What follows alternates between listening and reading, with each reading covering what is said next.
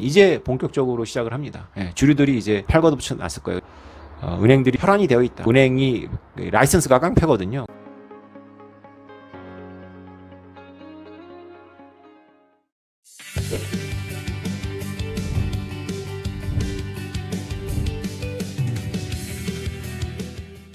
저는 만약에 가격이 이 세계에 대해서 뭔가를 증명한다면 저는 아마 2015년도에 아마 100기 들었을 거예요.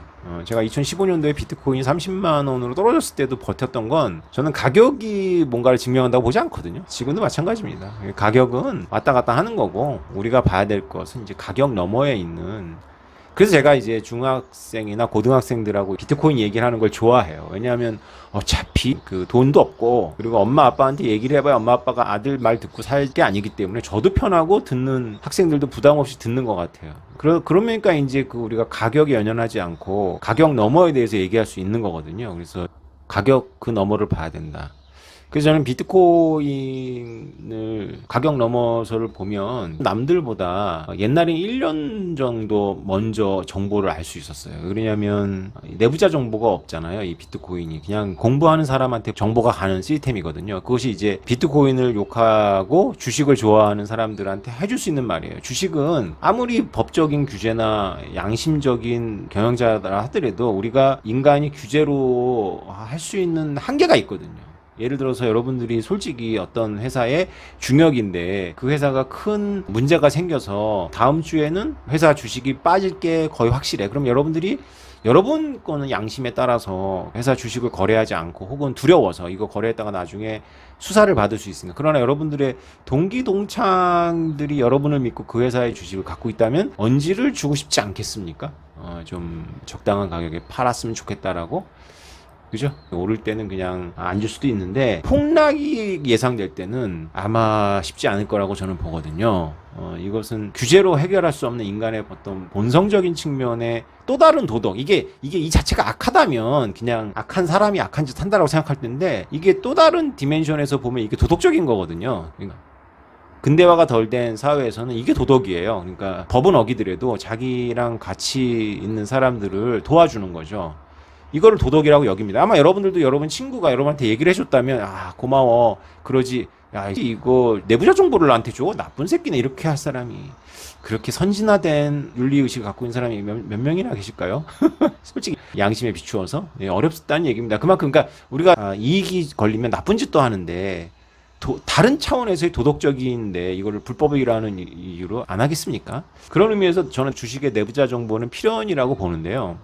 적어도 비트코인은 제가 공부한 7년 동안 내부자 정보는 있더라도 한시적이고 없습니다. 그래서 공부하는 사람이 갖고 가는 거예요. 그래서 저는 공부하면 돈을 번다는 이야기를 들어본 적이 없는데 제가 비트코인을 통해서 검증하고 있는 거고요. 그렇다고 해서 제가 뭐 돈을 많이 벌었다 이런 건 아니고요. 우리나라 사람들은 음모론에 아주 머릿속에 가득히 들어있습니다. 음모론. 이 어떻게 할 수가 없어요, 이 음모론을. 그냥 미국이 마음대로 할 수 있다라는 거죠, 미국이. 그리고 거기서 약간 이제 살을 붙이면 JP 모건 나오고 이제 로스차일드 나오고 합니다. 좋습니다. 그런데 다빈치 코드 같은 소설로 세상을 이해하면 안 돼요. 진짜입니다.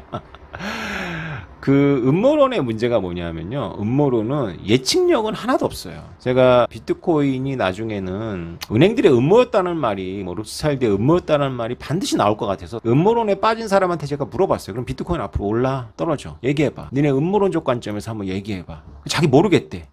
그래서 제가 이렇게 얘기했어요. 만약에 비트코인이 크게 오르면 니네들은 아마 비트코인이 로스차일드의 작품이라고 말할 거고, 비트코인이 여기서 망가지면 아마 니네들은 로스차일드나 JP 모건이 비트코인이 감히 우리한테 개교하고 박살냈다라고 설명할 거라고. 설명은 너무 좋은데 어떤 경우에도 설명은 되는데 예측력은 제로다 니네라고 했어요. 제가. 저는 음모론을 아주 우습게 여깁니다. 솔직히 말하면. 그리고 음모론을 떠드는 사람을 저는 지적인 감옥에 갇혀 있다라고 봐요. 그러니까 저와 같이 서초 국립도서관에서 짱 박히고 안 읽었던 고전들을 읽어내는 그런 숙성의 과정이 없었던 거죠. 지적 체계가. 진짜 진심으로. 그렇게 세상을 이해하기 때문에 비트코인 이해가 안 되는 거죠.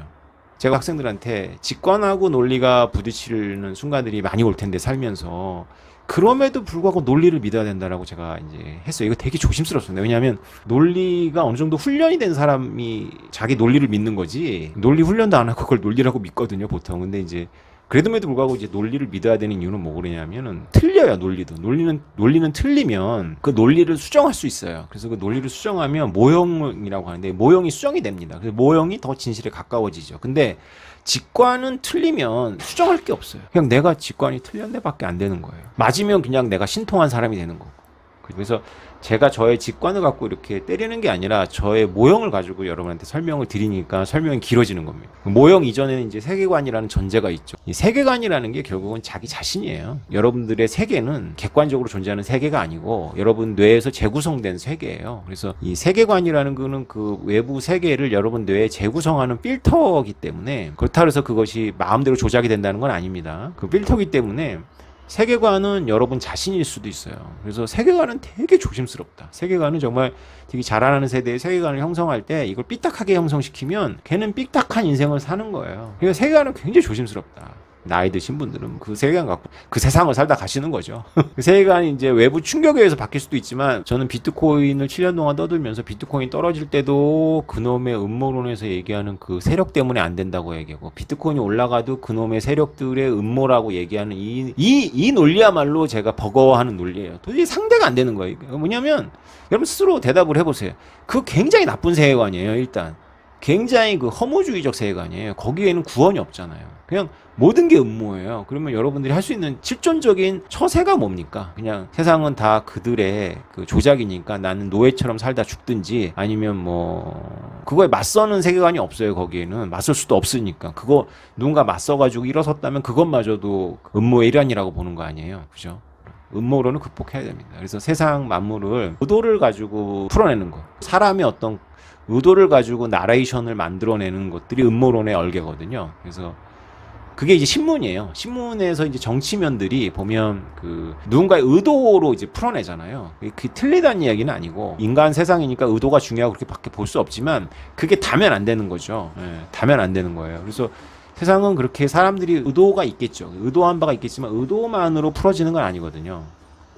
제가 학생들한테 이제 흔히 음모론적인 사고 체계를 비판할 때 드는 예가 조심스러운데 M 햄버거라고 하죠. M 햄버거에서 죽은 소고기를 죽여서 도살한 소가 아니라 이제 뭐 병들어서 죽은 소를 써서 소고기 미트를 만들었다는 게 이제 신문에 났다면 여러분들은 M 햄버거가 왜 그랬냐고 생각한다면 뭐라고 대답을 하시겠어요? 네. 탐욕이죠. 이제 돈을 벌려고 했다는 거잖아요. 돈을 벌려고. 그죠? 설명이 됩니다.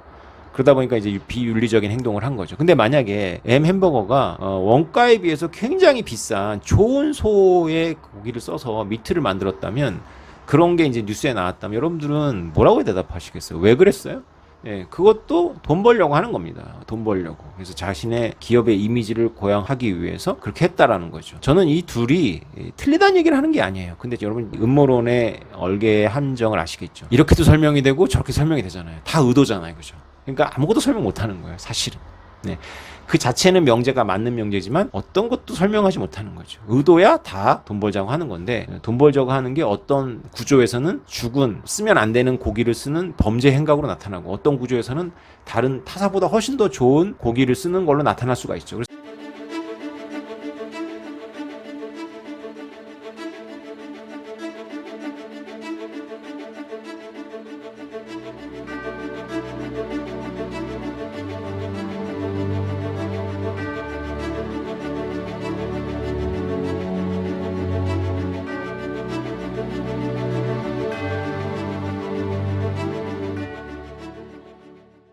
그래서 우리가 만약에 내가 잡지사 기자라면 이 회사가 이렇게 좋은 고기를 쓰는 이유는 돈 벌려고 했다라는 거를 얼개를 갖고 들어가면 취재할 게 하나도 없는 거예요. 그죠? 다른 이야기 구조가 필요한 거죠. 그 다른 이야기 구조는 다른 생각의 근육에서 나오는데 그 다른 생각의 근육은 고전을 깊이 읽고 사고 훈련을 하지 않은 사람한테는 없어요. 왜냐? 우리는 모두 음모론이 너무 쉽고 너무 설명이 가능하잖아요. 그죠? 사람이 한 거고. 우리가 워낙에 드라마나 소설적 구조를 보면 아무리 잔인한 드라마를 봐도요. 드라마는 도덕을 강조하는 거예요. 나름대로 옳고 그름이 있고, 그리고 악인의 어떤 내러티브가 있고 선인의 내러티브가 있어요. 이 두 가지의 시줄과 날줄을 빼버리면 별로 안 남아요. 드라마라는 게. 그거 없이 만드는 드라마는 흥행하기도 어려울 거예요. 우리 보편적인 감정에 호소할 수가 없으니까. 그런데 과학적 사고방식에서는 그걸 일부러 빼는 거죠. 그래서 도덕적인 선과 악이라든가 혹은 누군가의 악한 사람의 의도, 선한 사람의 의도라는 거를 배제하는 거예요. 일부러. 그러니까 M 햄버거의 의도는 배제하고 죽은 고기를 썼거나 좋은 고기를 쓰는 것의 구조를 바라봐야 되는 거죠. 그러니까 이 비트코인 전기도 너무 잘못 알고 있잖아요, 사람들이. 그 잘못한 사람들의 뇌 구조를 가보세요. 악한 의도가 악한 결과를 만들었다는 구조에서 비트코인의 전기 채굴은 악한 거야 이렇게 나오는데, 저는 비트코인의 전기 채굴이 굉장히 좋다라는 걸 강조할 때 누군가의 의도는 다 배제하고 설명을 했잖아요, 그죠? 그래서 이런 누군가의 의도를 껴넣어서 설명하는 것은 설명이 너무 쉬운데 사실 예측은 꽝이다. 그런 사고체계에 익숙했던 분들이 비트코인을 다 놓쳤다고 보시면 과언이 아닙니다. 그래서 여러분들 주변 사람들한테, 배운 사람한테 물어보세요. 비트코인 왜 못 샀어요? 그러면 이렇게 대답할 거예요. 미국이 이걸 가만둘 리가 없다고 생각했어요. 그분들은 아마 지금도 그렇게 생각하실 거예요. 예. 은행들이 가만둘 리가 없다라고 생각을 했어요. 라는 거죠. 세상이 뭐 가만둘 리가 없다요.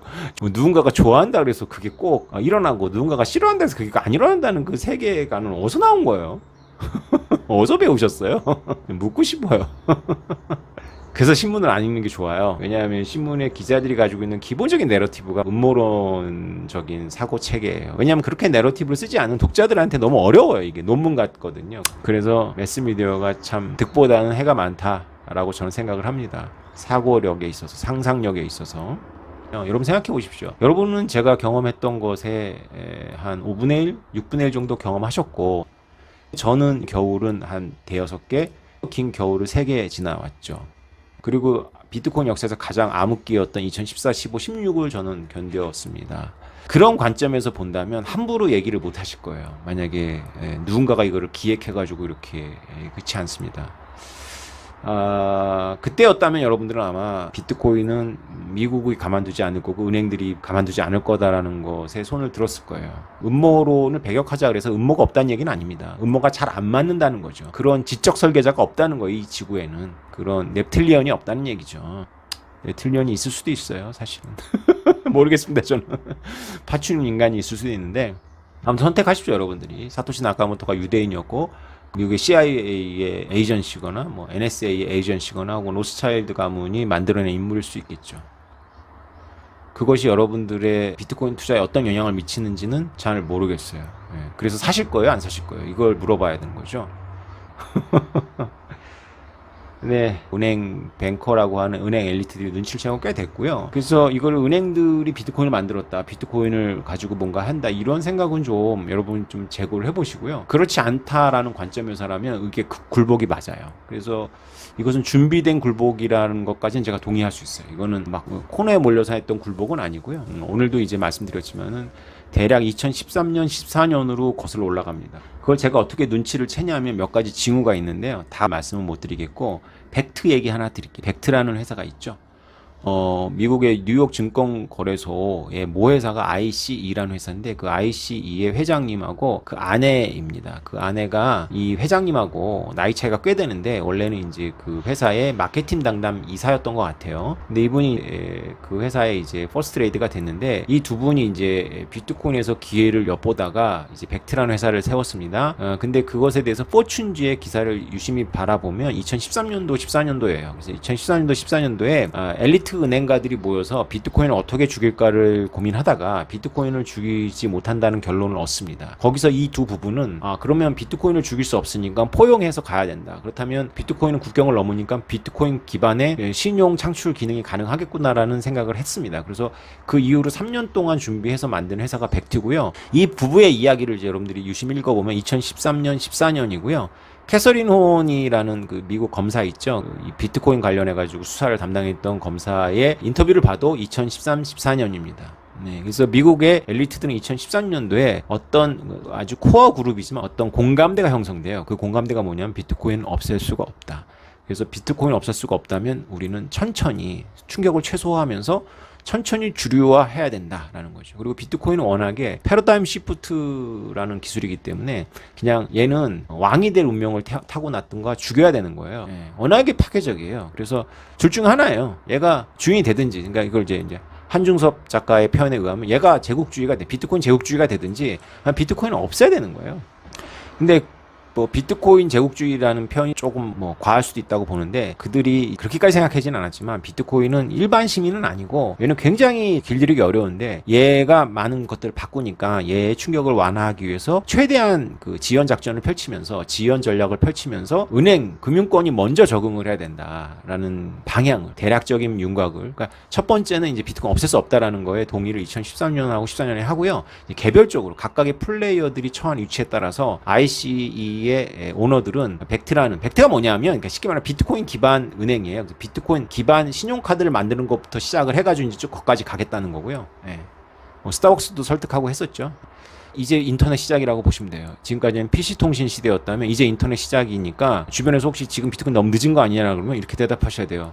너한테 늦었는데 좀 더 일찍 알았으면 좋았을 텐데 비트코인이라는 산업의 패러다임은 이제 본격적으로 시작을 합니다. 주류들이 이제 팔걷어붙여 놨을 거예요.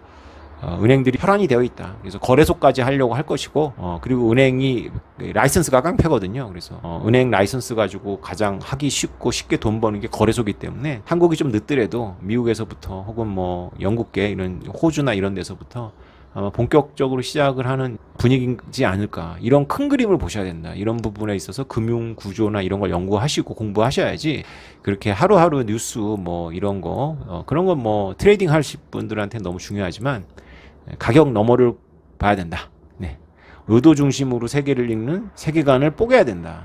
이 비트코인 현상 하나를 놓고 봤을 때도 우리나라의 명문대를 나오고 각계의 전문가라고 하는 사람들이 얼마나 이 구조적 사고를 하지 않고 의도적 사고에 매몰되어 있는지를 알 수 있다라는 거를 말씀을 드리면서 앞으로 더 잘하자. 세계관이 곧 여러분이기 때문에 세계관을 이렇게 구축해 나가는 데 있어서 우리가 정성을 다해야 된다라는 말씀을 드립니다.